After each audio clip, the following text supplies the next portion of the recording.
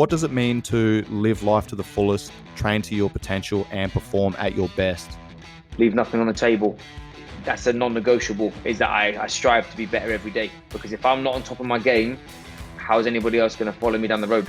Keep demanding more of yourself to live up to that potential and to stay hungry. Training is progress. You know, when I look at the word training, I think of steps, baby steps to get somewhere that you want to be. And that is basically your life journey. It's a mindset in itself, man. It's like, it's not just about, I know that for you, a lot of that's about the physical, but we're constantly in training, whether it's growing our skill sets, whether it's growing our physical bodies, whether it's growing our relationships, whatever. And all of that's a training ground. And that kind of goes back to the mindset that we just talked about. You underestimate yourself and you don't even start.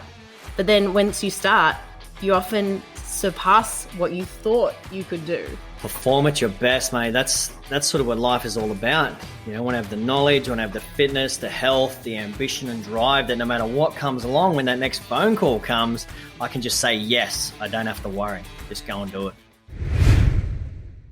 Yo, what is up, guys? Welcome to this episode of the Live, Train, Perform podcast. I'm your host, Sean Kober, and joining me today is my man, Will Foden. Anyone that's been listening to the podcast for a while will know that Will has been a guest on the podcast a number of times. First time I interviewed him about his life, what he's doing, how he got to the point where he's at right now, which is working for UFit based in Singapore. Second time I had him on was the Coach's Corner, where we just sat down, talked shit about things that we're seeing in the industry and general principles that we're applying with our clients. In this episode, it's going to be a little bit different. I've actually reached out to a number of other coaches to basically get them on the podcast so that we can have a discussion around some of the questions and themes that are coming up with their own clients, so that we can both use this as a resource to send to our individual network. So, Will, welcome back to the podcast, brother. Thank you very much for having me, man. Always a pleasure. Hopefully it doesn't take us 3 hours like usual. We talk shop and just chat shit the whole time.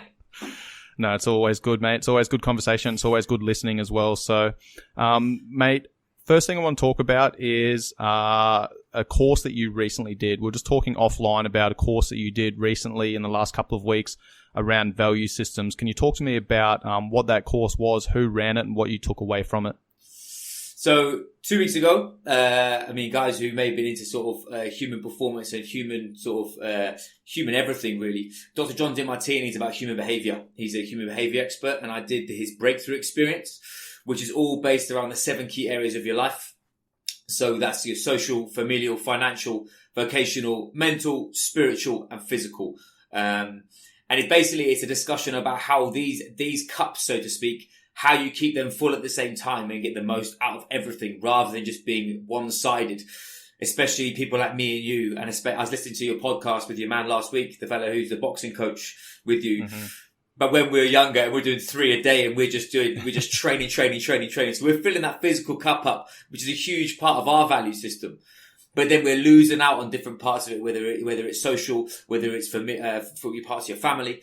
So the course was a 2-day experience. It was all about breaking down those barriers about what you actually hang on to, and sort of rebuilding them. There was a big part. He's got a methodology which is about breaking away from negative behavior, which is super interesting. He talks about he's anti the self-help movement in the respect of just having it being happy. You can't be positive without being negative. You can't be right without being wrong. You can't be happy or sad. Most people think that I've got to have a positive mindset for every day of the year, and I've got to be smashed the fuck out of it, and I've got to be happy this, happy that. And he's like, hang on a minute. For you to be objective about yourself and objective about whatever endeavor you're doing, and whatever value you place on that, there has to be a yin and yang perspective. There has to be a positive and a negative. And the minute you balance those out, that's where you find the true love for whatever you're doing, or the true element of actualization, rather than the fallacy of playing fantasies in your head about some bullshit thing that happened when you were a kid, or whether the other way around is you're living in this absolute fantasy about, if I just make big on Instagram, I'm going to be super happy. And it was really interesting to hear his point of view from a neurological perspective. He goes into full biochemical and neurological adaptation of stress physiology, but brought it right back to make it just so simple about actually what actually dictates your happiness. And it was super, super interesting. Yeah, that's cool, man. That's a theme that's come up numerous times. Pretty much every time we've had a conversation is about that balance, right? And, you know, the example that I've used in the past is the autonomic nervous system, which I'll touch on really briefly. But, you know, the autonomic nervous system controls 80-90% of our body's physiological processes that occur behind the scenes without any thought. You know, this is what keeps our lungs breathing, our heart beating, our hormones doing their thing, our blah, blah, blah, blah. All of these systems of the body. And, you know, the sympathetic state is our stress response, and that's essential for short-term survival. But then the body needs to swing back in the other way and go into a parasympathetic state, which is our rest recovery. And that's essential for long-term survival. And, you know, people think that stress is bad. Stress is not bad. It's only bad if it's not dealt with. Okay, stress is good. It's essential for adaptation. You need a little bit of stress, just enough for your body to go, hey, you know what? I didn't deal with that very well. I need to be able to deal with that better next time. How can I rebuild these systems bigger, stronger, faster, better, so I can deal with that better next time? And it's about, you know, providing that adaptation in the gym with training, drive the stress response, then rest, recover, rehydrate, eat, sleep, fucking all these other recovery mechanisms. That's then going to allow your body to adapt to that. So yeah, that's great, man. Now let's go back through those systems. So you spoke about, was it 7 cups? So there's 7 key areas. Yeah. So you've got can you talk about, give each one of those, but then give an example for them as well, for the listeners. So social was the first one that I've got written down. That puts around basically who you're close knit. I always say 5 or 10 people. We've always got 5 people we barely ever speak to, but when you meet up with each other, nothing's ever happened. And social is an element in which we are a tribe race. We're built around having a community. And what a lot of people do is when they get put into their situation of goal acquisition, is they become very insular. And again, you'll have seen this quite often, I'd assume. I mean, I work with a few ex-military personnel. You deal with a lot more than me. But that social element, you can tell that there's a very different camaraderie when it comes down to, we have it in rugby, me and you, but your guys on another level. Similarly, forgive me, I can't remember the guy's name, the sniper who got shot whilst he was with his... Simon Maloney. Yeah, dude, listen to that, mate. He was, what a weapon. But what I'm meaning is, the brotherhood meant there, the social value of that part of his journey was so big. The social element is where it can be anything, whether you're a mum and you've got some close-knit family, or whether you are a military personnel and you've literally been to war and back with someone. Being able to have a social environment and have that tribe is key for sort of success and happiness. We always use happiness. It sounds a bit of a frilly pussy term, but it's not. I mean, being clear in your head is usually when you're having a laugh, and usually when you are in that happy state. So that was number 1. Yeah. Just pause there for a sec, mate, because I'll give some examples of this as well. Because for me, man, like, you know, I know you go through the other 6, but for me, the social aspect is a big one that is missing in Thailand, and I'm sure we're going to talk about that balance, and that, you know, if we look at drawing like a circle and then we split that circle up into a pie chart, you know, we want to find balance in some of those in all of these areas that we're going to talk about. But, you know, some areas that pie chart's going to be bigger, some areas that pie chart's going to be smaller. And for me, I know my social aspect of my pie chart is smaller because I don't have too many close friends in Thailand. I don't have any family in Thailand, you know, but that's a sacrifice that I'm willing to make. Now, in saying that, I do normally fly back to Australia every year for Anzac Day. And Anzac Day is a massive military commemoration day in Australia where we honor, you know, those that came before us and basically fought in the First World War when Australia and New Zealand first became independent countries. And we've taken on that Anzac spirit and we've celebrated and commemorated that every year. So for me, like, that's the one time of the year that I fly back to Australia. All my friends put aside their own lives, their friends, their families, their own lives, that we get together and we have a couple of days around Anzac Day, man, where we just, you know, reminisce, throw banter, catch up with each other, have that amazing time together, man. And dude, like, whenever I come back from Anzac Day in Australia, mate, I'm depressed for a couple of weeks because I've had that amazing high with my friends, my family, and that tribal connection, and, you know, sharing those stories and that bond that we built, you know, forged in fucking war, man, forged in battle. And it's such a high. And then coming back to Thailand, like, I get a little bit depressed about it, but I understand that wheel of life. And I know that that's a sacrifice that I'm willing to make because I'm focusing on these other areas of the wheel. Sorry to jump in there, mate, but just want to give a good example. Yeah. I think it's really important, especially in the context that you have, is that like you said, that social element. Currently during COVID, we all have that in a different realm. Whether I haven't flown home for nearly 20 months, and I usually go home 4 times a year. My missus, brothers had a kid, sisters had a kid, friends are getting married, and there's really close members of my family that are doing all this stuff. And similarly, that is a chunk that we do miss. And like you said, we sort of set that, we know in our heads, right, I'm going away because I'm balancing one end of the scale to better myself in whatever realm, especially what you've got coming up. But you know that you're going to have that reward of going to Anzac Day and having those 4, whatever, a week, where you don't, time flies because because it's just such a good experience. And we all, currently, it's that's part of it that we're all missing, I think. Yep. Let's pause here for a moment. We will go through the other ones, but I think it's important to, discuss some tools that we can give to people to help them deal with maybe some of the social isolation that they're feeling right now. Like, what's something that you've been doing? One thing that I'm very big with is reaching out to people who I know. I've got friends of mine who I've seen, whether it's on social media, through Facebook, or they've reached out to me, is making an effort and not asking for anything back. I think I saw a couple of friends of mine in the UK during full lockdown, as they were putting 15-minute time slots for people to book in, so they could literally just ring up and have a conversation. I mean, like an easy example is, me and you ring each other and we'll spend 2 hours on the phone and it won't blink, just because we resonate with each other. But something like that there's like the ripple effect of, if you help one person or you help 10 people, they're going to help another 10 people. You've then hit 50 people. It suddenly becomes a bigger community.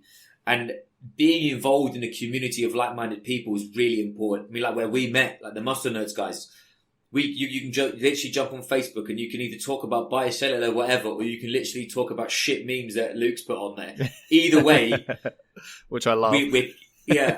Some of them are so bad, bro. But they're you've got visions of this thing in my head. I'm losing my marbles. But my point being is that surround yourselves with people that are as weird as you. That's what I'm always a big person of. I'd rather be weird than boring. But just know there's people out there that are as weird as you are. So I think definitely getting yourself in a community. And that probably leads on to your Swiss 8 stuff, because you've got such a bond with those fellas. And again, I'm family and friends of mine are in the military. I'm not from the military, but I massively resonate with it because of the camaraderie. But I'm sure you have that element of social to help people keep them in the game, especially during now. Yeah, man. And just to go back to, obviously, you're in Singapore. You guys have just gone into lockdown again, right? For a couple of weeks. Yeah. We were on a 3-week, just gym. So that they've locked down. They've shut the gyms. We're now doing training outdoors, and it's just different. The rest, the stuff like we've brought numbers down in the respect of 5 rather than 8 people. There's a couple of more restrictions. It feels like we're going to go into a circuit breaker. If it's not, we should be a lockdown fully. Mm-hmm. Fingers crossed. We've got 2.5 more weeks. We're all trying to make do, but it's a bit of a funny time at the moment for sure. Seeing as we were so good and life was pretty, now it's suddenly gone straight backwards. Yeah. And for those listening, working at Tiger Muay Thai, the gym's been closed for about 4 to 5 weeks now. Started last month. There was a party in Phuket right after an outbreak of COVID in Bangkok, and then some people came down. Apparently one of the DJs had COVID, 2,000 people at the party. So, they've been fucking bouncing around the island and blah, blah, blah. So Tiger ended up closing for preventative measures to, do a deep clean and disinfecting and all that sort of shit. And then the government's come out and gone, yep, gym's got to stay closed, gym's got to stay closed, gym's got to stay closed, et cetera, et cetera. But, that's a piece of my work that I can no longer do. So I need to fill that void with something else. But the point that I'm making is that, the people that I normally see every day, that I interact with every day, I can no longer see. So we're not in full lockdown, but there are restrictions. And, to kind of take a little bit of a step back and give that example that I used before, Anzac Day, 25th of April, a couple of weeks ago. I didn't get to go home last year for that. But myself and the boys just jumped on Zoom, man, and had I was just bouncing around all these different Zoom calls all day, bro. Just sitting at home, sipping on Johnny Walker and Coke, just calling all the boys, man. And there's so many faces that I hadn't seen for so long. And it was kind of cool because, most of the time there's a core bunch of lads. There might be, 10, 15, 20, 30 lads that get together in a city in Australia, different city every year. We catch up, we have a good time, but then there's always dudes missing. But then jumping on that Zoom call, you're seeing faces that you haven't seen for years. Now, unfortunately, didn't get to go back to Australia this year. So, a lot of the places in Australia were still open. Some places were closed. Perth went into lockdown for a couple of days, as an example. So, I just did my own little dawn service at Big Buddha. Went up there, watched the sunrise, and just sat there and reminisced, man. And then came home and did the same thing. Just jumped on my phone and just called all the boys, man, all the groups, and had a chat to them 5, 10, 15 minutes and had a good catch up. And it was awesome to see that, man. And that's something that I've implemented. I've actually written it down on my boards in front of me.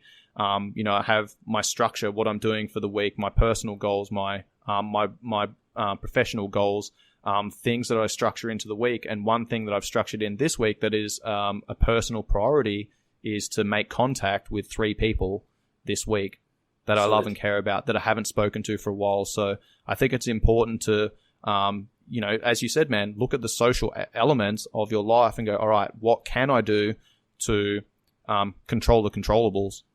And those are something that I think we put this in context. Social doesn't mean you browsing social media.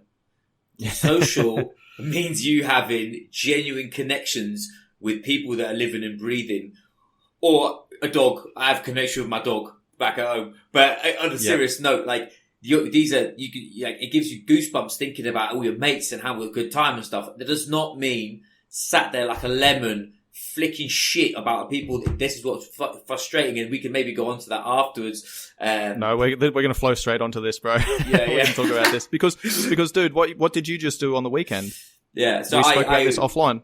Yeah. We're very lucky to have. We had a cruise to nowhere with 8 of my mates, and I didn't want to buy Wi-Fi, so I had a digital detox, which me and you have talked about, and I've always wanted to do. But being in Singapore and the high pressure environment, and everyone's got PAs talking to you at 11 p.m. It was so good to have. I had 4 days off my phone. I literally, the only thing I could do was we used the in-house app to text each other where we were. That was it. Yep. Take photos, and that's pretty much it. That was it. And I did that on the last day. I didn't even, and I did no work. I was not on my iPad. I wasn't on Instagram, putting my whole life on there. And however much. Let me ask you this. How were those interactions with the people that you're with? Oh. It's different, isn't it? Yeah. And it's really, remember we talked about, but we have this, we want a dopamine hit. That's naturally what we want to do. So we reach for our phone and we flick on it just because we want to get a little high. And you get a little withdrawal symptoms on your first day. On your first day, you pick up your phone, you're like, I can't actually use it. And you're there like, shall I just, naturally, what do I do?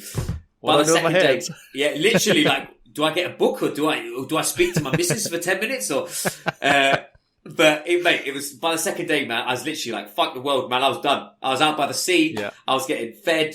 I was drinking too much, obviously, just because I just let loose. And it was so refreshing. My body did not like me afterwards, man. I felt I was just so run down, but that's because my stress level had come down so low. My immune system went, you motherfucker, you're going to have this now. And you're drinking and... Just, to be honest, I didn't really pull the trigger on the food. Mate, watching people eat at a buffet is literally like cattle market. It is mad watching people do that. We won't go on that too much. But from a detox perspective, I strongly recommend someone try and do it once a month, man. It's a bit different for you when you go to a hut in the middle of nowhere, sat on a beach with a book and everyone thinks you're a dick. But then you could be sat in your house and just not be on your phone. That can be as good and give you the same realize and just be in the moment and just being there rather than someone else's life, someone other tool that you're never going to use, some fucking... Dude, here's a very fucking quick and dirty tip that anyone can use right now. Next time you're with friends and family, put your fucking phone under the table. Amen. Leave it in your pocket. Do not put your phone on the table. Anytime you walk into a restaurant, you know, everyone's phones on the tables, man, and everyone's The reaching worst for their thing- phones all the time, bro. Mate, I take my little bum bag, my little grab bag, bro. And it's always on the fucking ground, man. Whenever I'm with groups of people, I'm like, I'm with these people. I'm not going to get on social media. I'm not going to use my phone for anything. And it's like, even if the conversation comes up, oh, we're talking about blah, blah, blah. Someone reaches for their phone to Google. I'm like, no, don't, like, let's discuss this. We don't need to know the answer right now. And like, what frets me, and you see this in society right now, is the amount of people that will spend more time at a dinner table looking at this than they will be spent actually doing what we're doing right now, is chewing the fat and actually freeing that social element we said of value, and actually having and putting the world to rights, and actually putting your opinions across and having a discussion and being a human being and solving problems. So many people will sit there and they'll do what I just said. They literally, I've got one person in particular, he'll literally, you'll be mid-conversation, this dickhead will pick up his phone and flick on social media. Just, it doesn't mean to. And that becomes habit. And I want to just reach across the table and launch his phone and tell him to fuck off, but it's not, you can tell it's not his fault because he kind of steps himself out of it. So it's something that is massively prevalent, and especially now when people have got more time. You need to make time not to be on your phone, not make time to be just wasting your life flicking through shit. Yep, that's a great point. Like, if I'm on social media, I've got an intent. Like, I set my watch 90 minutes every day, man. I'm like, right, this is my social media time. Because I know I've got 90 minutes, I'm like very intentional when I go in there. All right, I'm going to go in there and post. Now I'm going to go in there and answer messages. Now I'm going to go in there and blah, blah, blah. And like, if I've got extra time, then yeah, sweet. I'll have a little scroll and waste a little bit of time, but I'm intentional with wasting that time. I'm relaxing and, you know, checking in on what's up and blah, blah, blah. Great, mate. That's an excellent start to the conversation. So the next pillar. What's the next pillar? Next pillar is familial. So your family. So it's actually we talked about social being your close knit tribe. Your family sector is based around the actual people that are part of your blood of some description, whether it's your wife, your kids, whether it's your mum, your dad. And actually having a similar thing, it's very similar to your social, but it's a bit more close knit. So you actually keeping that connection. Like there's no connection stronger than the one you have with your mum and your dad usually. And if it's not, it's usually with a spouse or with your missus or with a child. But it's actually making sure, similar to what we just talked about, mate, is having time to actually allow an example, a prime example is we'll go back to the dinner table. It's about parents having dinner with their children. It's the only time in the day where you have the ability to actually listen to your child and problem solve with them. Where a lot of the time we see is people, again, restaurants. How many do you see mums and dads just chuck an iPad to their 5-year-old and just say, shut up and sit on there for an hour and a half on some bullshit that they're just going to pickle their brain? That is where the family element is so important, I think. Yeah. Great point, man. Pretty much all those same things that we just spoke about and the social. The same tips, man. What's the next one? Next one's financial. So what is actual wealth? Wealth does not mean what watch you're wearing. Wealth does not mean what fucking stupid holiday you just spent for your missus you don't even like. Wealth is actually what are you doing to plan for the future? And he was discussing a very simple one is putting money in an index fund and leaving it is going to give you way more wealth for the next 10 years than that watch you aspire to have that nobody cares that you have. And no one really gives a fuck that you've bought. And it was very interesting for me, especially being in Singapore where I've come from not having any money. So now I'm not rich, but now I've got a business that's running that I could actually move around with. It's now boxing clever with money and understanding what building wealth means for protection as well as investment rather than the Everescent buy whatever. That was a big one. Mm-hmm. What are some of the strategies that came out on that course about like building wealth, investing, financial planning, etc.? Wealth building was based around putting it in basically when you're at a certain point. So again, this is usually aimed at people that have got financial income that they can save. It's about putting it in things that are going to accumulate money over time. So he was a big thing about actually putting it in the index, for an example, is putting it in an index fund because it's safe rather than a high risk capital fund or being one of these dudes who's like, rather than buy Bitcoin and it's going to drop by 30 grand in a day. He was big on that. He was also big on talking about putting it into bricks and mortar if you're in a position to do so. He was obviously like putting it into people's perspective who saving money, maybe we're not saving a lot of money. is actually what one thing that I learned was putting your money into 3 groups. So you have a third you use, a third you save, and a third's for your living. So that third that you save, that's where you're going to either develop savings and then you're going to develop wealth, or that's where you're going to find the capital to do what you want with. But that's what I find a lot of people do is people get money, they spend it, rather than get money and look. People look in the rear view mirror with money. How much I've spent, who cares? I'm going to get some more. Rather than looking in the windscreen, which if you're running your own business and you don't know what's 12 weeks ahead of you, you're running into trouble, man. Like that's something that I learned away from this course was through the MPE guys is financial freedom comes from you boxing clever in front of you. What you've done is how you learn. You shouldn't be making decisions on how you've learned, because most of the time the things you learn are wrong. And the thing is, like, you got to this point where you're at right now from making mistakes. Yeah. So yes, look back and learn from those mistakes, but when you're looking forward, you're applying those lessons that you've learned from those mistakes. Absolutely, and I think that's where we talked about that linear progression. Life is not linear progression.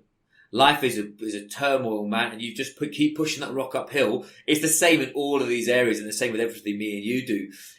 We can put this back into fitness, because the next one's vocational, which is about our jobs. Fitness is the biggest wormhole out of probably anything on here, because there's so many variables. It depends. It's literally going to come out of mine or your mouth in every single question, and what people don't do is having it again. For every cause, there's a reaction. For every action, there has to be a reason. But then there's still variables that we can't control. So having the understanding of those over time, that's experience and wisdom come with being in the game, mate. It doesn't come from one level 1 course and an Instagram post. Now, when he was speaking about wealth, was that financial wealth, or was there other variations of wealth? So the financial side of it was based around financial wealth globally. So everything that you own, asset, house, everything. But wealth is a global term for all of these areas, because wealth can be emotional freedom, man. Wealth can be physically you're in the best place you want to be. Wealth can be that you have your health in order. So I take it wealth of knowledge. Wealth of knowledge, man. Like, wealth of experience. Yeah. And that's wisdom, man. That's what wealth of travel. Yeah, man. That's why I was asking, like, how do you define wealth? Yeah. So this was based off this one pillar, but when we're in the course, he was discussing about how all these pillars relate to that higher being of whatever you value. So again, like, I remember you were talking to me last time about you doing, I think it was like 9 months on, 3 months off, and you go travel the world. That's a high value stake, and a high part of your wealth is that you're not investing in stocks and shares, but your wealth is gaining experience. Mine and yours is similar with education. Is we invest money, time, and effort into learning more. 1, to provide value for others, but 2, to provide value for ourselves. Is we're inquisitive, man, and we want to be solve the puzzles of what we've described before.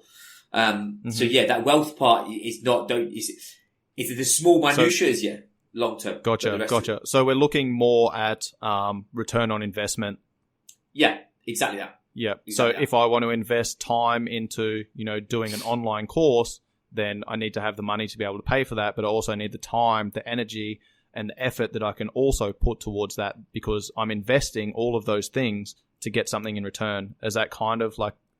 Yeah. It's literally that, man. It's like, this comes to a little bit of a part of a crossroad that I'm in. Personally, like it's similar to you. Is the issue with the fitness industry is it continual, and when you're looking at business, you sometimes take your eyes off the prize in the respect of how to keep knowledge acquisition. When we're talking about knowledge acquisition in our realm, is that there's so much information for us to grasp, and it comes down to a point where you have to give and dictate time for one certain thing and learn it to be able to apply it, and then learn the next thing. I think it's very easy, especially for PTs, to take 10 different courses, tick so many boxes, which I'm up with my hands up. I was that guy. My second year here at UFIT, I cranked courses because I was a box ticker. And then I realized, hang on a minute, I've got so much information, but I don't know what the fuck I'm doing with it. Put my foot on the gas and go, right, accept it's going to take time to use rather than just, if I get this course, I'm going to become better. It doesn't work that way. It's investing your time into that knowledge for sure. Mm-hmm. Yeah, I want to go back to what you were saying earlier because I'm sure this will tie into all of the things that, you know, we're covering off on the value system and the 7 principles. You know, you said that when I used to work for 9 months of the year and then I go traveling for 3 months of the year.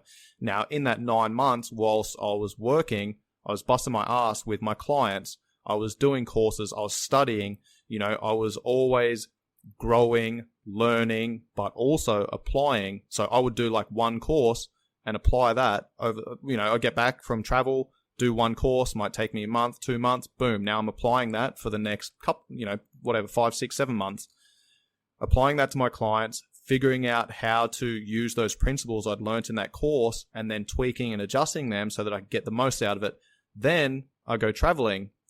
Then I'm not doing any study. You know, I'm reading books and I'm listening to podcasts and things like that, but I'm not studying. I'm spending time with my missus. I'm traveling. My values, my priorities have now changed. I'm relaxing on the beach for fucking 5 days and, you know, not doing anything, sipping margaritas, whatever. My values have changed, right? But then once I go back to Australia, then that pie chart changes. Now I focus more on, you know, doing courses, learning, studying, but then also applying. And that's where the wisdom comes in, man. It's not just, as you said, just, you know, ticking the boxes, getting more and more information, because information without being applied does not become wisdom.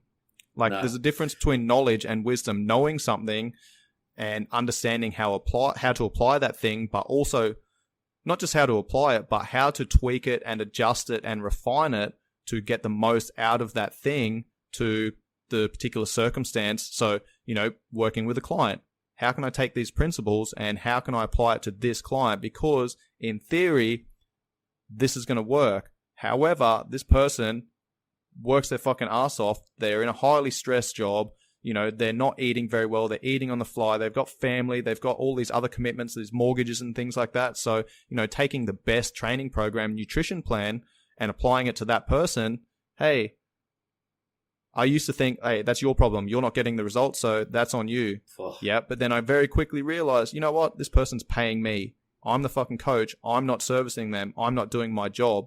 So what do I need to do? I need to tweak. I need to adjust. I need to educate them on these principles, and I need to make it applicable to their current lifestyle so I can get them moving in the right direction.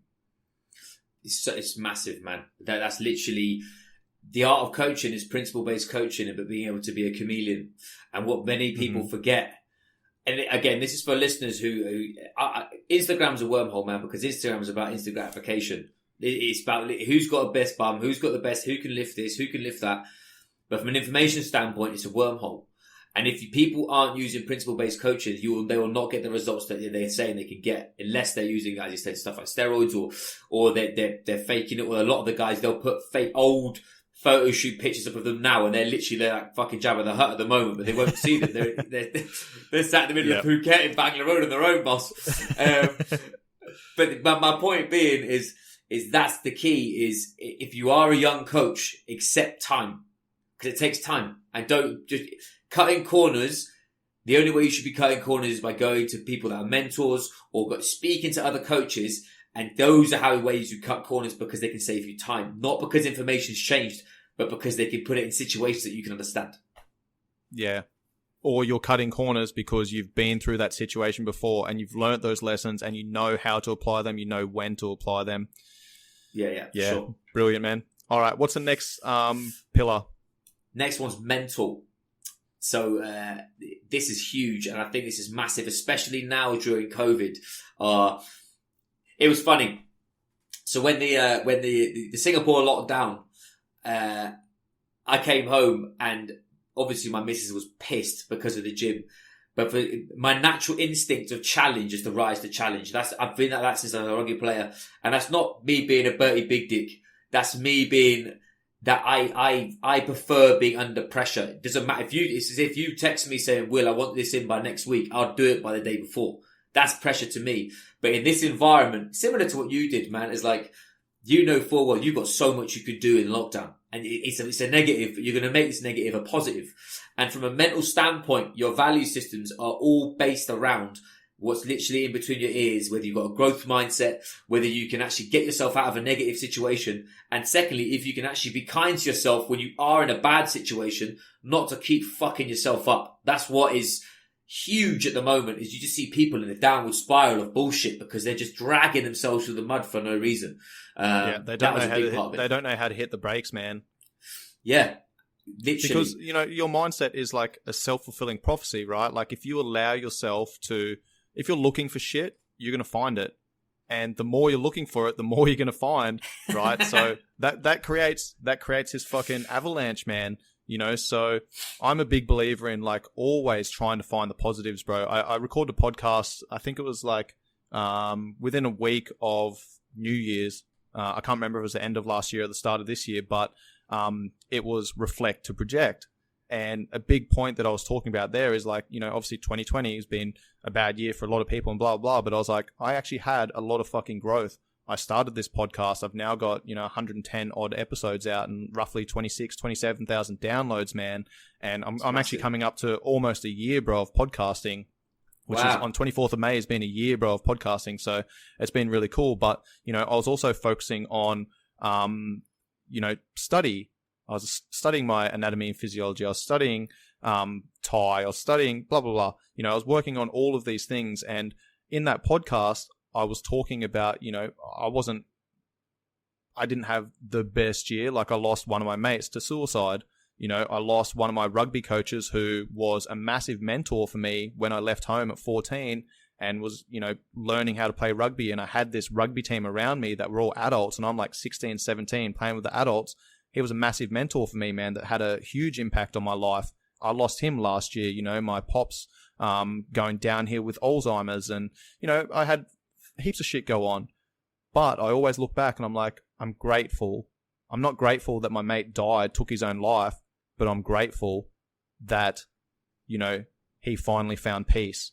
And I'm grateful that, once he passed, it came out that he'd actually helped about 20 other dudes, man. There wasn't any names named or anything, but apparently he'd helped like 20 other dudes come back from the cliff, sort their shit out, get their life back on track, man. And, we wouldn't have known that if he hadn't have taken his own life. And I was like, I messaged one of his best mates, man. And I'm like, dude, I'm so fucking sorry to hear. I just hope that he found peace in his final breaths. And he was like, I tell you right now, brother, he did. He was at peace, man. So deep, there's always, bro, there's always positives to take out of anything in life, man. You've just got to fucking look for them and you've also got to reframe. I think that's a very important thing because as you said, bro, this all happens between the ears, right? Like your biochemistry affects your emotions and your emotions affect your physiology, right? And then which affects your hormones and like, it's a fucking self-fulfilling prophecy, man. And if you're spiraling and you've got these negative thoughts constantly in your head, it's very difficult to put the brakes on. It's much easier to build momentum, it's much easier to maintain momentum than it is to build it. But once you start building momentum, either in a positive manner or in a negative manner, like it's very difficult to turn that around. So I'm a big believer in always trying to put a positive spin on something so that you can move yourself in the right direction, reframing things. And we've spoken about this before, NLP. Right, the neuro-linguistic programming. It's like how you speak to yourself is going to determine how you react, how you respond to certain things. Absolutely, man. It's something that, I'll push a question to you. It's not my podcast, but I'm going to question you, brother. Of course, bro.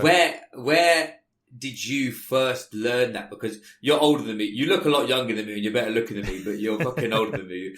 But more to the point of where did you... Because it seems as if, like, again, from the outside world, there's so many people that are affected from the military, especially, and in your job, like high pressure job. You're like the professional rugby player of the military. Where did you first learn? Because there must have been times. I've read out Middleton's book about how he's a fucking nutter when he was younger, and now he's so cool and collected. It'd be interesting to hear your side of where you found that moment of. It's not just the growth mindset, because I think it's more than that. It's sort of what is there anything particular that you sort of clung on to that sort of taught you that narrative, or? I think it's life, bro. Life has been the biggest teacher for me. You know, I came from a poor family. My stepdad was abusive. I left home when I was 14. You know, I had to go and forge my own path. And that's because, like, I didn't want those traits, those characters, the character traits that my stepdad had to bleed over into my life. And I knew that the environment that I was in was not serving me, man. And whilst it was fucking scary to go, you know what, I'm going to leave home. I don't want to be here. You know, I was getting caught up with the wrong crowd or stealing and doing drugs and shit. And I was like, you know, if I continue down this path, it's not going to be a good place. So whilst it was scary to go, you know what, I'm going to leave here at 14. I'm going to leave home at 14 years old. I'm going to move to another state. I'm going to leave school, leave my family, leave my friends. I'm going to go and start work and get into the workforce, man. Like, I was more afraid of staying where I was and what was going to happen with my life if I didn't change anything than I was walking out into the big, wide, open world, you know? So having that mindset of taking chances and going, I'm not happy with where I am right now. I need to make a decision, because not making a decision is a decision in itself, right? So, you know, I had numerous like big moments in my life, big, massive crossroads where I had to make a big decision. And, you know, for the most part, man, I took that step. I made that jump. And that's how I ended up in Thailand, bro. I walked away from a relationship with a girl that I loved and cared about because I wasn't getting the opportunities that I wanted living in Tasmania. I wanted to work with professional athletes, you know, but I'd already gone through all of these monumental decisions in my life that had always worked out. Now, the reason they'd worked out is probably because I was like, I'm just going to make this decision. I'm going to fucking follow through with it. And I'm going to do the best I can to put myself in a fucking good position to take hold of any opportunities that come up. So I think that's a big thing. And that's something that I've learned over time, man. Yeah. I think it comes across. I've had this with I've asked a lot of my clients who are high-level CEOs. I've got one guy who's doing all the COVID tests globally. Like, he's the head of Roche Asia. The guy, and you meet him, you'd never believe it. He's a bum. Like, he's a legend. And I said to him, how does he deal with his job? Because the guy's up to 1 a.m. talking to 6,000 people. He's that sort of guy. And he would say it's all hardship. He's a brickie. He built houses when he was a kid. Another guy who I worked with is a head of a bank. He's a farmer, and he comes from nothing. Like, I think something that's big for me is people are they're scared of having a tough time. But it's through the tough times is which you learn the most. I from personal experience as well. Similarly, I didn't leave home at 40. I left home at 60 just to get out of to get out of London. But I learned so much more from being challenged and challenging myself to go, what if I could do more than just sat there being scared, being sat there. Oh, it's going to be safe. Safe's fucking boring, man. And if you stay there all your life and just think you're going to be happy, you're going to be safe all the time, you're going to go nowhere. And I think that's a huge part of listening to you. And that's why I love speaking to you. It's just because there's such a real, we just got to make shit happen. There's no excuse. I've never done a podcast before, but fuck it, you're going to make it. Not worrying about whatever. You just got it done. And I think that's what people should take from this as well, is that is hugely important. Yeah. Yeah. Thing is, man, like, most people need to have all of the answers before they do anything. And it kind of ties back into what we were talking about earlier, where you're like ticking off the courses, tick, tick, tick, tick, tick, tick, tick. But are you actually applying that shit?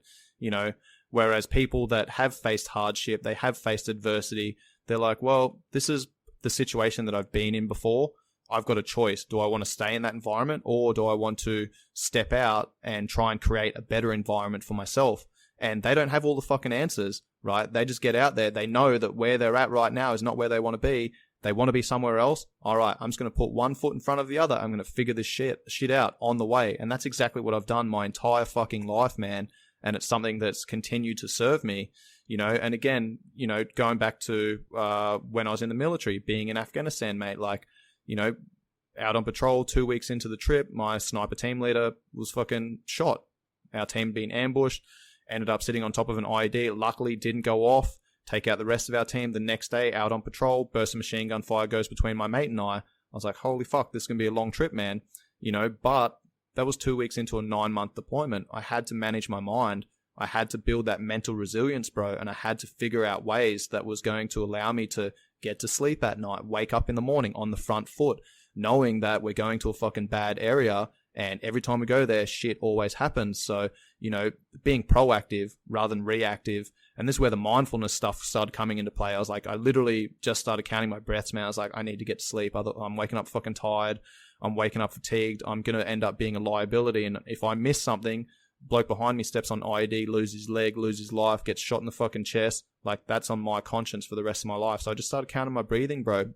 And that, just counting my breaths and like not attaching meaning to the different and emotions to the different thoughts that were coming up in my mind allowed me to get to sleep, one.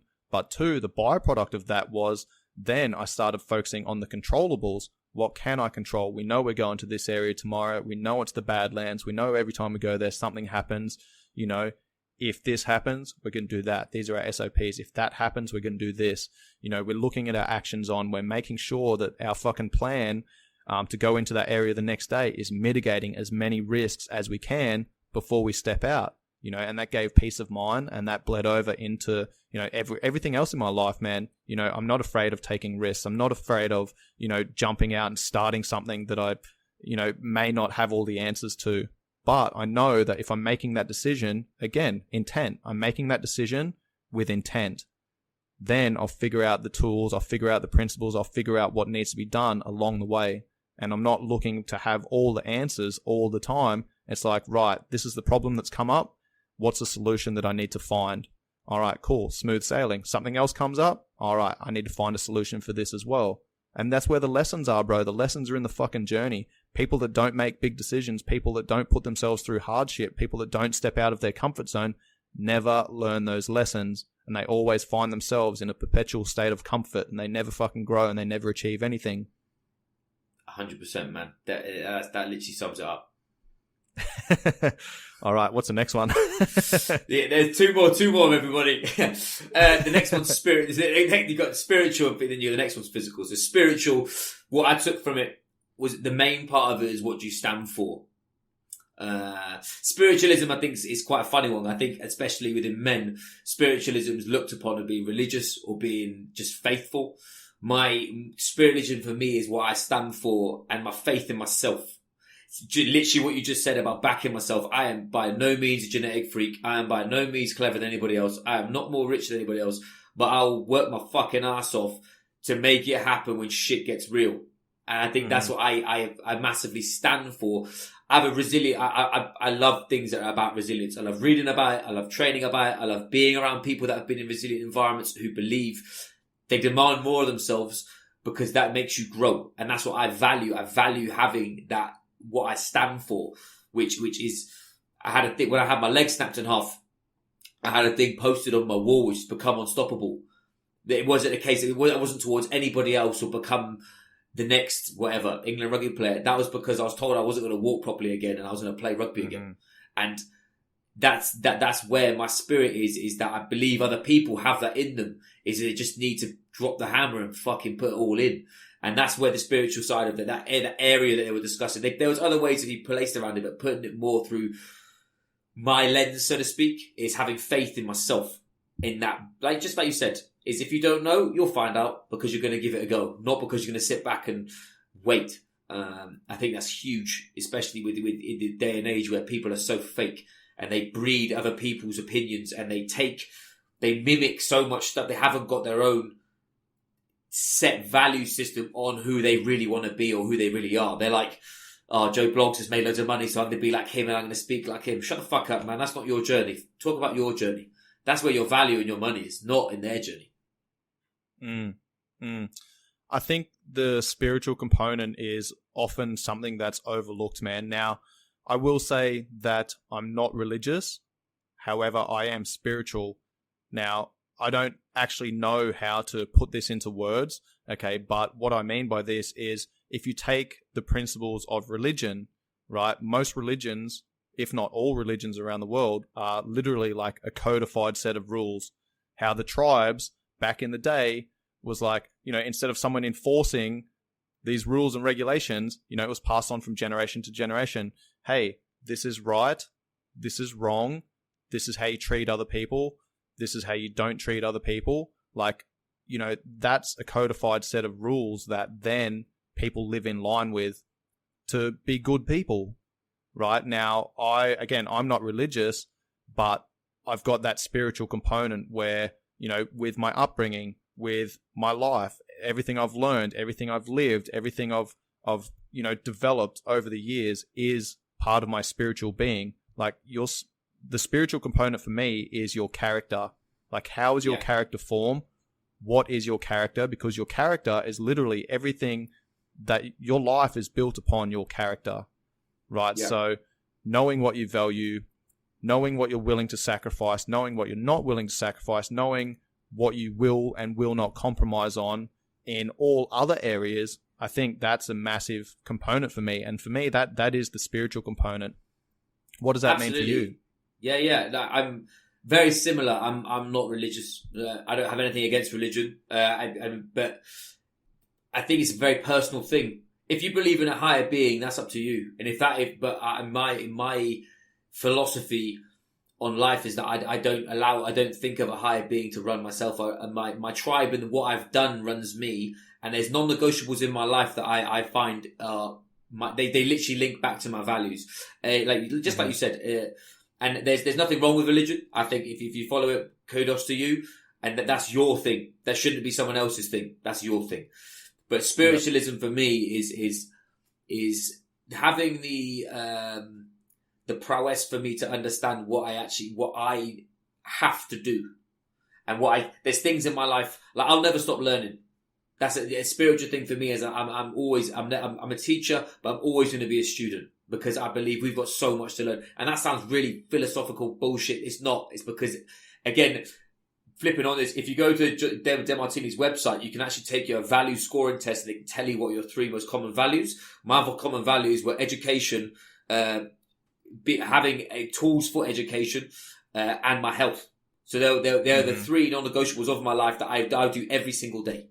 Now, you should, stuff that you enjoy or you value becomes part of you. And I think that's what like you said, your character and your spirit, you'll resonate with people just because of the way you are. They never have spoke to you. There's people on this podcast that have never touched the floor, the sands that you walk on, but yet you'll meet them and you'll have an instant connection. That's spirituality, not because of God or whatever. That's because of what you two both stand for and what you two have both shared values. Yeah, exactly. Shared values, shared beliefs, man. Yeah. That's cool. What's the last one? Sorry, physicality? Physical, man. It's literally, this is our ballpark, man. We could talk about getting fucking big. But physical, and it's what you value. And what I put down in mine was health, performance, and being ready. Now, I used to be a professional athlete. I've gone through, performance-based training all my life. I've now, obviously, especially with meeting you and being in Singapore, I've now gone a lot more down the health route. So now more understanding a little bit of functional medicine and actually how the body works. But the biggest push of mine is performing in every aspect of life and actually being better and bettering those areas doesn't just come from one piece of your physical self. And that's knowing, like we discussed about before, and we're going to talk about the sort of lockdown principle of undulating your days for actual programming. The meaningful, I think one thing that I took from our second podcast, we were discussing about the on-off switch you have with not understanding your body and about not using exercise as a way of thrashing yourself or demonizing yourself. I think it's huge because physical's not just that red line sharp end of the sword. Physical's also recovering and knowing when there's time for you to take a step back, get your other shit in order because physically you need to recover. I think that's a huge part of that value set that we have and the people that we work with. Yeah, that's brilliant, man. So obviously I've had you on for the Coach's Corner before. This will be a Coach's Corner episode. But I decided to do a Client Corner series as well, man. I got on one of my clients and dude, like American Army veteran, deployed to Iraq, got blown up in IED, suffered from PTSD. Had some injuries and things that he's been dealing with his whole life. And we had I think it was like a 2.5 hour conversation, bro. Because he was actually flying back to Afghanistan, after his father died. Went to hospital for COVID, had some complications, had a blood clot in his leg, had to amputate his leg, ended up passing away. So he flew from Afghanistan, where he works as a private security contractor, flew back to the States. And then I caught up with him as he was flying back into Afghanistan. He was in quarantine. He was an online client a number of months ago. But one of my mates, he interned for me at Tiger as well. But anyway, I had a chat to him whilst he was in quarantine back in Afghanistan. And as I was talking to him, man, it was like a 30-minute conversation. And I was like, he was just talking about all the principles that he's used that I've taught him over the years, you know, mostly the Swiss 8 principles of sleep, nutrition, discipline, time management, fitness, personal growth, mindfulness, minimalism. And he was talking about each one of those tools and how he had to adapt them to different times of his life. And he was like, as he was talking to me about this stuff, man, I was like, this is fucking brilliant, bro. Like, I'd love to get you on the podcast and talk about this stuff, because it's all well and good for me to, you know, do these solo podcasts where I'm talking about these principles and then have someone like yourself on where we talk about these principles, but then have a client on who's actually implemented these principles and action them and, you know, speak about how they've changed their life, how they've impacted their life for the better, you know, and it was fucking brilliant, man. I absolutely loved it. And it's something that I definitely want to continue doing in the future.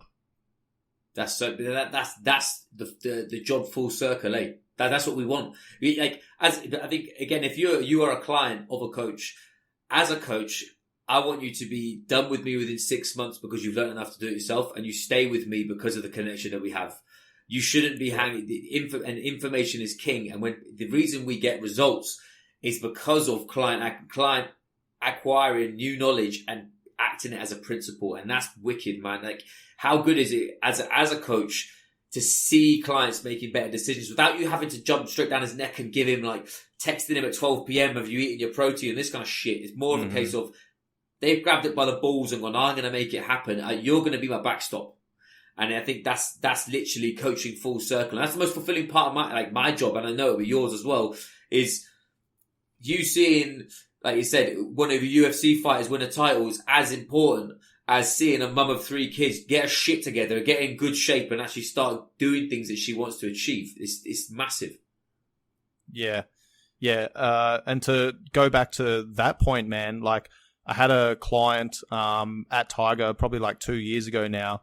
You know, just she trained with me at Tiger, and then she went home and we continued training online, you know, and I do 3-month blocks. So she did like 2 blocks, and then I was like, sweet, you know, like, all the best with everything, blah, blah, blah, like, implement these tools, da, da, da, da. And she actually messaged me recently because she was good friends with the guy, Damien Gilbert, who I was just talking about, the client corner. She messaged me and she goes, I had that conversation. It was awesome. It's so good to hear both of your voices again. And just kind of picked up the conversation with us, like, how's everything going? Blah, blah, blah. And she was like, you know what? I was like, what are you, you know, what is something that you're happy with? And she goes, you know what? Like, since we stopped working together, since COVID happened, since my whole life got turned upside down, blah, blah, blah, you know, the last 18 months or so that we haven't worked together, she's like, I haven't gone backwards. She's like, I haven't been awesome. I haven't progressed, but she goes, I haven't gone backwards like I would have in the past. And I was like, that is fucking brilliant, man. And, you know, the funny thing was, like, I wasn't reaching out to her to try and get her back on board. I just every now and again, I'll just like touch base with my previous clients, be like, hey, just checking in. How's everything going? You know, tell me about what's happening in your life and blah, blah, blah.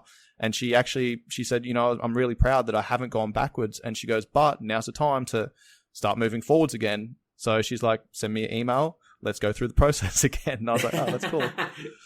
But mate, it's I think, like, I think especially in the realms of me and you in, is everything we're doing is, it hasn't got that instant tick. It hasn't got that 8-week 6-pack. It hasn't got that. Yes, you've got guys who are on 8-week fight camp, but they are the 0.001% of what the fitness industry is. And they don't need a button to press, man. You just need to just put it in front of them and they'll fucking do it. Those people 100%. That need to action behaviors and have actual behavior change, that is the key to all of this shit, is them seeing it and stopping what they're, and giving themselves the kick in the balls to get, or whatever, to do what they need to do, not that spoon-fed. Like, I remember when you did a podcast, one of your first ones, you were talking about giving diet plans. You're like, I'm not giving you a fucking diet plan. You take responsibility of your food and start learning about food. And it was so true, because people are what they want this, like, they want the answers. They want the answers, bro.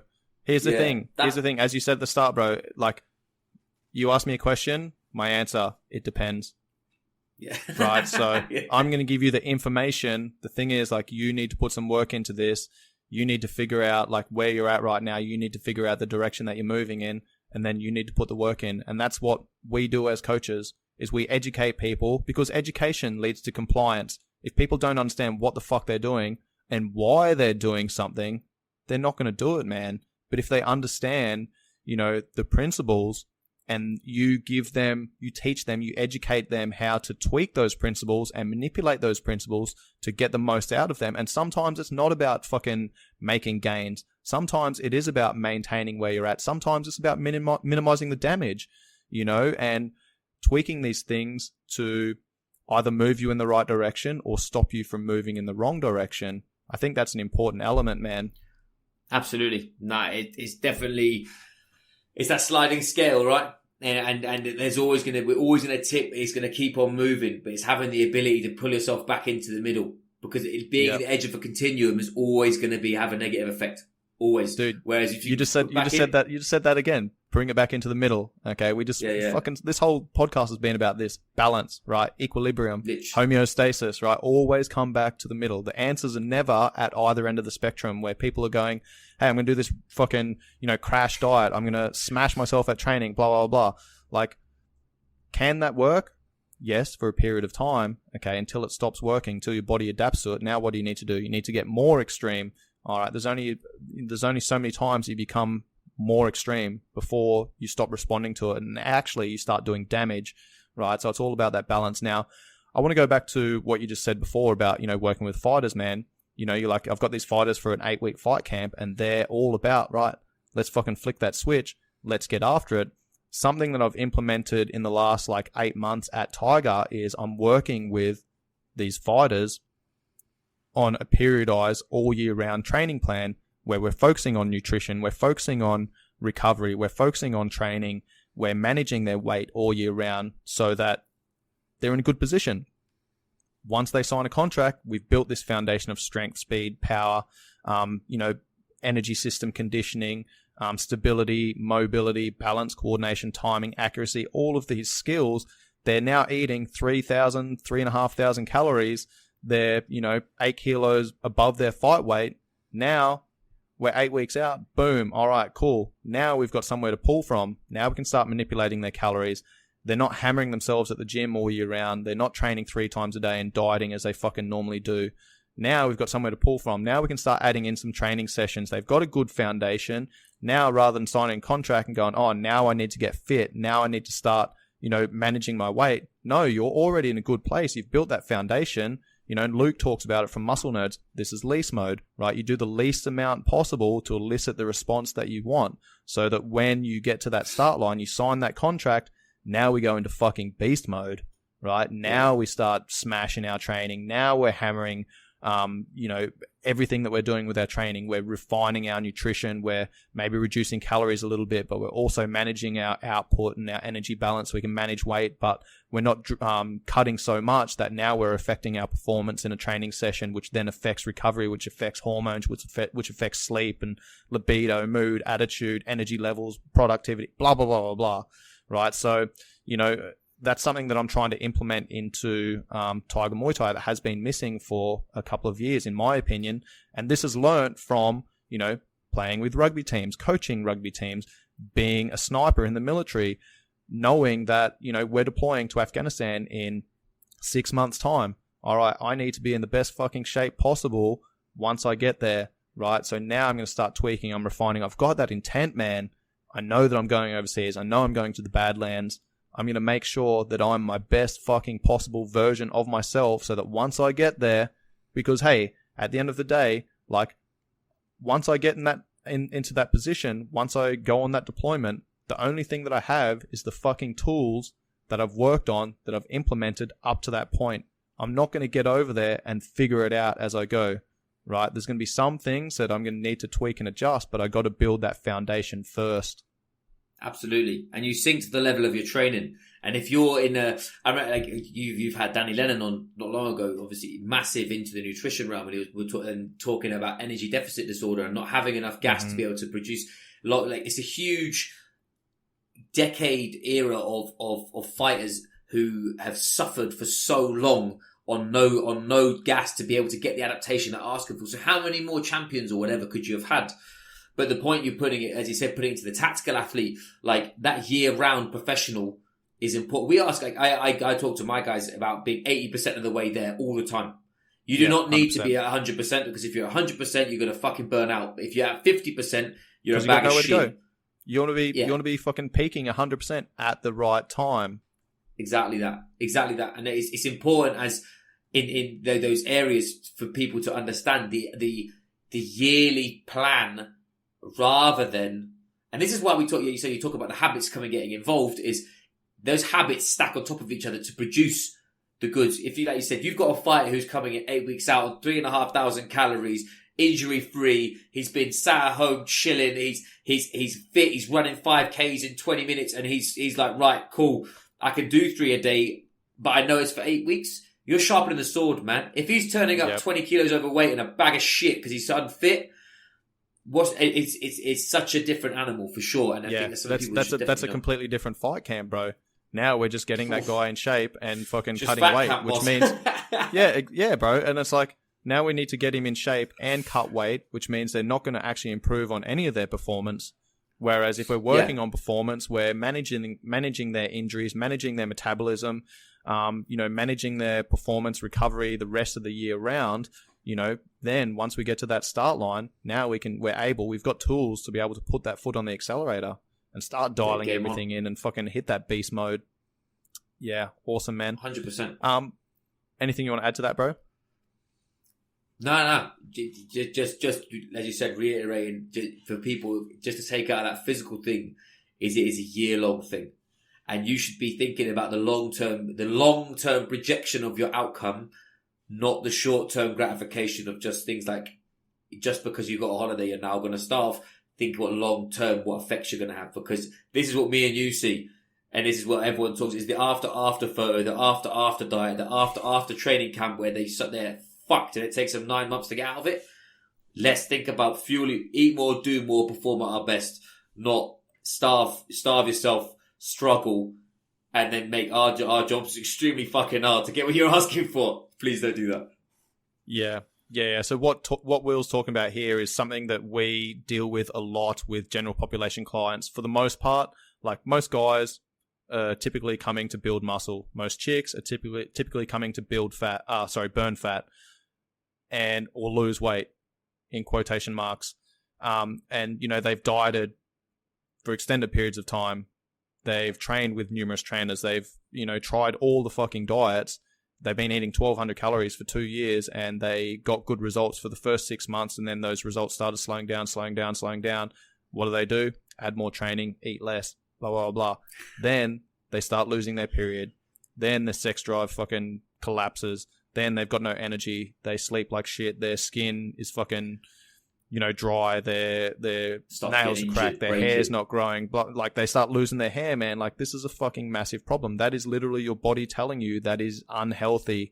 Like if you're a female, if you're listening to this and you've lost your period because you've been fucking training too hard, dieting too hard, that is literally your body saying, hey, you know what? We don't have enough energy coming in to support another human life. Let's shut that system down so that we can keep you alive. Literally, I actually had this with one of my first nutrition clients, and they kept miscarriaging, and I literally went through her diet. She was eating 1,100 calories, and this chick should be eating nearly 3,000. Like with the job that she has, literally bumped her calories up for 2 months, and lo and behold, she could conceive. And they thought it was a miracle, and it wasn't. I was a bit like, this is it can't be just that simple. But now being in the game longer, that principle of why is my body going to produce a life if I can't even look after my own is huge, especially with females who are looking to start families. That's key. Yeah. And this is a big one I see with athletes as well, man. Like I obviously work with general population clients with my online coaching, but I also work with professional athletes in person, but also with online coaching. And, this is something I see with professional fighters, mate, is like they're the opposite to general population clients. They're fucking going hard all the time. They're dieting all year round, and they're not eating anywhere near enough to support their performance, their recovery, their adaptation, so a lot of the same principles carry over from eating for health and longevity to performance. As we said before, when I'm working with these fighters, the guys that I've got all year round, focusing on this periodized plan, we're focusing on health, longevity all year round. Then once we get 8 weeks out, boom, put the foot on the floor. Now it's all Let's about go. performance, right? So we build the performance in the other, 46 weeks of the year, 44 weeks of the year, whatever it is. Then the 8 weeks, boom, let's hit beast mode. Absolutely. What I want to go on to next, mate, is obviously you guys are having or not allowed to train. People aren't allowed to train at the gym. None of the gyms in Thailand are open at the moment. So let's discuss some strategies around how people can continue focusing on health, training, nutrition, all of these principles whilst they're at home and don't have access to the gym. What's something that you're doing with, one, yourself, but also two, your clients? That is where we're going to pick up the conversation next time we're back on the podcast with Will Foden. If any of these principles resonated with you, please make sure you share it on your stories. Give myself and Will a tag. Pass it off to any friends and family that you believe can benefit from the message. Any 5-star ratings and reviews are much appreciated. Much love, guys. Peace.